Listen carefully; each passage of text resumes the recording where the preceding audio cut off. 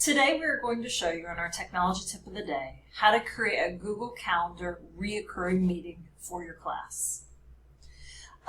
When you're on a Google search engine page, up in the right hand corner, there is a Google waffle. When you click on that waffle, you can click on Calendar.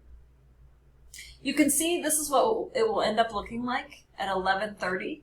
I have my ag class schedule, so I'm going to show you how to recreate that. If you click on the day you want it to start, it'll pop up so that you can add an event. However, we are going to click more options. We're going to say My Ag Class.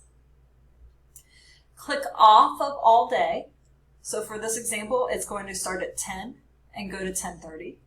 If we want to change it so that it started at 1 and it goes to 1:30, we can leave it like that. And where it says do not repeat, click down on that. Click on custom. This class is going to occur on Tuesday and Friday. And it's going to end on September 4th.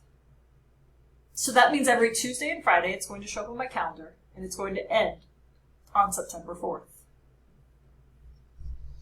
I'm going to add a notification. I'm actually going to add 2 notifications. So down right where it says add notification, I'm going to add one notification that's going to notify me 30 minutes ahead, and one notification is going to notify me 10 minutes ahead that this is going to show up.